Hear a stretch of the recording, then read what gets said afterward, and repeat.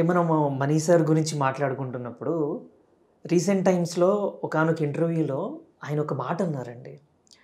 ప్రస్తుతము ఉన్న సంగీత దర్శకులు పెద్ద హీరోలు ఎవరైతే ఉన్నారో కేవలం ఒకటి ఇద్దరిని ప్రిఫర్ చేసి వాళ్ళకు మాత్రమే సినిమాలు కంటిన్యూగా ఇవ్వడము. సో వారికి 2 ఇస్తున్నప్పుడు నాకొకటి ఇస్తే నేను కూడా వెరైటీగా ఉంటుంది. నేను కూడా చేస్తాను కదా అన్నప్పుడు అంటే మనీ గారి సంగీత అభిమానులు కావచ్చు, సంగీత ప్రపంచాన్ని ఇష్టపడేవారు కావచ్చు.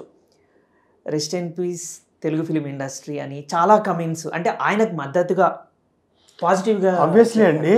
అది యాక్చువల్‌గా అలాంటి విద్వాంసుడి చేత, అలాంటి మ్యూజిక్ డైరెక్టర్ చేత మనం చేయించుకోలేకపోతే అది మన దురదృష్టం. ఓకే అండి. ఎందుకంటే మీరు మనీ గారిని దగ్గరగా చూసారు అదే కాబట్టి. చెప్తున్నాను. అది అలాంటి వాళ్ళ చేత మ్యూజిక్ చేయించుకోకపోతే మన దురదృష్టం.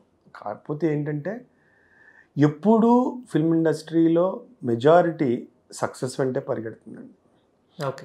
అంటే మణిగారు వచ్చినప్పుడు కూడా మరి ఇప్పుడు ఆయన వచ్చినప్పుడు అసలు కొంతకాలం పాటు ఇంకెవరు ఆయన చూడని సక్సెస్‌లు లేవు.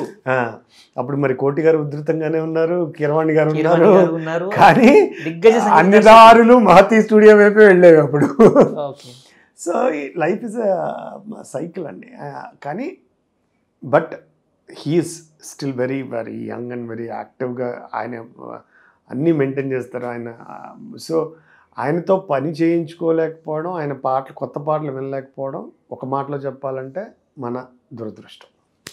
రీసెంట్‌గా ఆయన కూడా అన్నారు, ఆచార్య సినిమాకి నేను పని చేసినప్పుడు ఎంత చక్కటి సాంగ్స్, నా కెరియర్ బెస్ట్ సాంగ్స్ కూడా నేను ఆచార్యలో నేను చిరంజీవి గారికి చేశాను. అంటే ప్రీవియస్‌గా చిరంజీవి గారికి ఎన్నో సినిమాలు చేసినా కూడా ఇప్పుడున్న తరానికి ఈ నేటివిటీకి దగ్గరగా చేశానన్నారు ఆయన. అలాంటి వ్యక్తితో నిజంగా మీరు అన్నట్టు ఇప్పుడు పెద్ద హీరోలు మళ్ళీ ఒక ఆలోచన చేసి ఆయనతో వర్క్ చేయించుకోగలిగితే అది వాళ్ళ అదృష్టం అండి. అది ఆయన అదృష్టం కాదు. ఆయనతో పని చేయించుకోవాల్సింది. No doubt about it. Absolutely no doubt about it. ఎందుకంటే కొంతమంది దగ్గర ఇప్పుడు మీరు ఇళయరాజా గారి దగ్గరికి వెళ్ళారనుకోండి, మాస్టర్ ఇస్ అ మాస్టర్ అంతే. సో ఇళయరాజా గారు అంతే, అలాగే మణిశర్మ గారు అంతే.